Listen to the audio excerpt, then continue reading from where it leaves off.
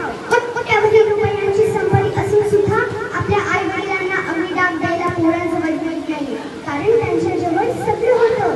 गाडी होती, भलं मोठं घर होतं, कोटीमध्ये पैसे होते, पण संस्कार द्यायला तुमच्यासारखे आजी आजोबा नव्हते. पृथ्वीवरच्या चांगल्या प्रकारे ऑक्सिजन हवं असेल तर पारंब्या असलेले वड आणि पिंपळाचे झाड तसेच घरात चांगले संस्कार हवे असतील तर आजी आजोबा नावाचे आधारस्तंभ असायलाच हवे. अहो, किती दुर्दैवाची गोष्ट आहे ना, आम्ही छत्रपती शिवरायांची माती राहतो. आज आम्हाला वाटतं संस्कार संस्कार, पण आमच्या घरात संस्कार देणारे आजी आजोबा आहेत. अहो, आमची आईला आज बाहेरची एखादी स्त्री चालते. आमच्या मुलाला लहानाचं मोठं करायला आमची आई तिच्याजवळ घेऊन जाऊ शकते, परंतु तुझ्या नवऱ्याला जी आईने लहानाचं मोठं केलं ती आईची मान्य चालत नाही. ही सगळ्यात दुर्दैवाची गोष्ट आहे.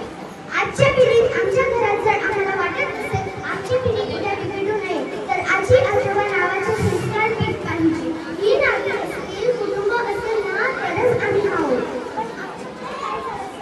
आम्ही 4 जणांच्या पुढे आमचं कुटुंब जातच नाही. फक्त एवढंच आमचं ठरतं. माझीच गाडी, माझीच वाडी, माझ्याच बायकोची गोल गोल साडी. याच पलीकडे काय? आम्ही फक्त एवढंच राहिलो. आज आमच्या घरात आजी आजोबा दिसत नाहीये. आम्ही म्हणतो आमची मुलं सुधारली पाहिजे, शिवचरित्र सांगितली पाहिजे, रामायण सांगितली पाहिजे, महाभारत सांगितली पाहिजे. पण कोणी सांगावं जर घरात आजी आजोबा नाहीये? हे कोणी सांगावं? काळ पद्धत केली, माणसं पद्धत केली, घर पद्धत केली, कारण प्रत्येक गोष्टीला पर्याय होता. आमच्या दारासमोरची मोठ गेली कारण मोटर आली. आमच्या दारासमोरची बैलगाडी दूर झाली कारण आमच्या दारासमोर 4 चाकी गाडी आली. आमच्या दारासमोरची खऱ्या अर्थानं पत्र अटकवायची ती तार गेली कारण आमच्या हातात मोबाईल आला. पाहता पाहता आमच्या घरातील प्रत्येक गोष्ट बदलत गेली, पण मात्र कधी बदलायला हवी अशी एक गोष्ट म्हणजेच आमच्या घरातील आजी आजोबा. आज खऱ्या अर्थानं आमच्या घरात मुलं बिघडतात आणि मुलं बिघडल्यानंतर आम्ही सायकोस्टिककडे नेतोय. 35-35, 40-40 हजार रुपये खर्च करतोय. आज आमची मुलं पळून गेली की डोक्याला हात लावून बसतोय. मुलगा दारू पिऊन आला तर बाप अंगणात बसून रडतोय.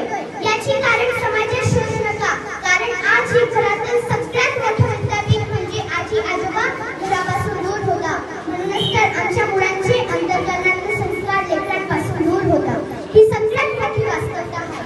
हात जोडून माझ्या बहिणींना विनंती करून जाते, एक वेळ तुम्ही तुमच्या आजी आजोबांना उपाशी ठेवले ना तरी चालेल, कारण जगाच्या पाठीवरचा अपमान देण्याच्या साध्या असणारा भूगोल ही जिथे कमी पडते तत्पणानं ठाडतं, तिथे जगाच्या पाठीवरचा एकतत्व व्यक्त जन्म घेतो आणि ते म्हणजेच आमच्या घरातील आजी आजोबा. आज एकत्र कुटुंबाच्या विध्वंस होऊन विभक्त कुटुंबाने जन्म घेतला आणि शहरात गेलेली आई मात्र आजी आजोबांपासून नातवंडांना दूर करू लागली. म्हणूनच तर शनिवार रविवारचा दिवस आला ना की घरातील 5-5, 6-6 वर्षाची लेकरं सुद्धा आपल्या आईचा हात धरतात आणि आपल्या आईला सांगतात, उद्या परवा सुट्टी आहे, उद्या परवा सुट्टी आहे, पटकन येऊन जाऊ, संध्या गमवून मला माझ्या आजी आजोबांकडे घेऊन. थरथरणाऱ्या गाठीला बळ मिळतं बघ, थरथरणाऱ्या गाठीला बळ मिळतं बघ, दुःख झालेल्या नजरेला आभार मिळतं बघ.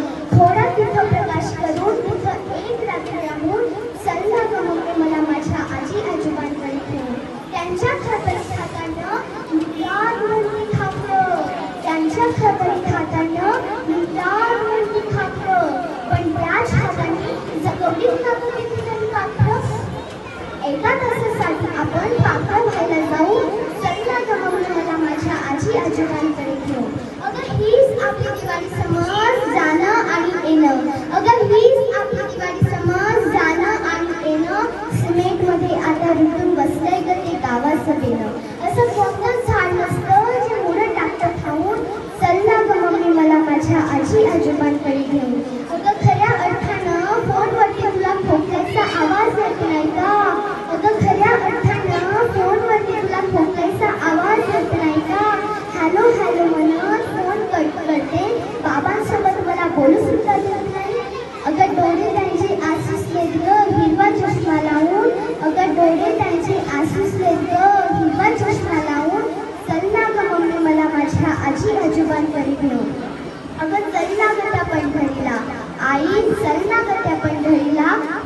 पवित्र होऊन. चल ना ग मम्मी मला माझ्या आजी आजोबांकडे घेऊन. चल ना ग मम्मी मला माझ्या आजी आजोबांकडे घेऊन. धन्यवाद.